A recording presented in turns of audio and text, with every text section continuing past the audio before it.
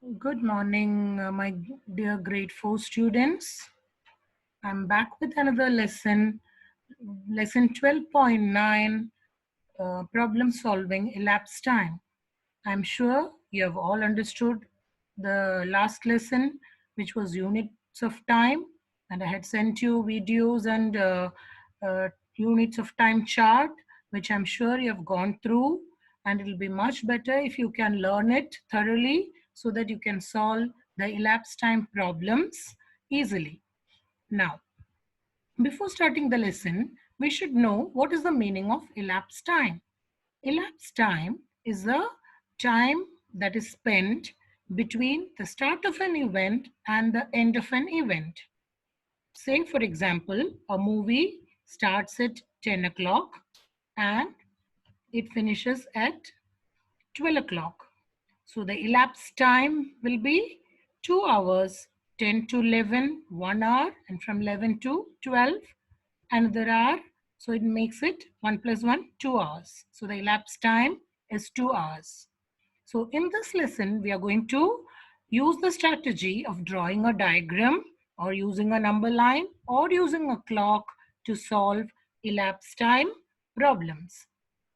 Now, before we do the elapsed time problems, we should remember some key points which you all know, which I have already explained to you in the last lesson, that there are 60 minutes in an hour, and you should also know the difference between AM and PM.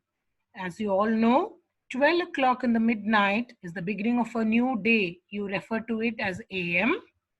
From 12 in the midnight till afternoon 12 o'clock, which you call it as noon, then the PM starts.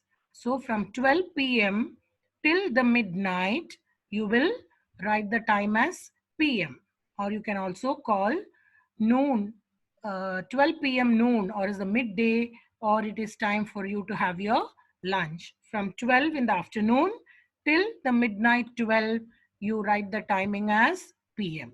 And from midnight 12 till noon 12, you write the time as AM. It's very important to know the difference between AM and PM. Now, we can either use a number line or a clock to solve an elapsed time problem. And there are three types of problem which you will find in this lesson. One is you will be given the start time and the end time, and you will be asked to find the elapsed time.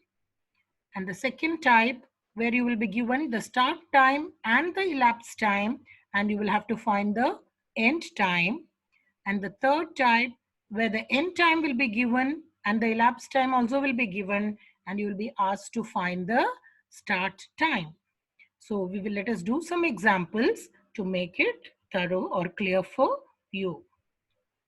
This is one example which you will be doing. For example, if I got up at 7:15, so this is AM, and left the house at 8:05 AM, how long did it take me to get washed and dressed to have breakfast? So this is, here you have been given the start time and the end time, and you are asked to find the elapsed time.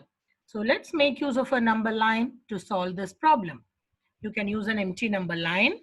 So from, you can mark the start as 7:15, and from 7:15 till 8, you can draw a jump with dotted lines. It is 45 minutes, and from 8 till 8:05, it's 5 minutes.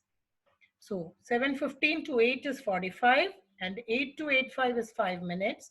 So altogether, 7:15 to 8:05, you spent 50 minutes. Clear? Now, let us do another example. If I got home at 5:30 p.m. and went to bed at 9:30 p.m., how long was I at home before I went to bed? This is very easy.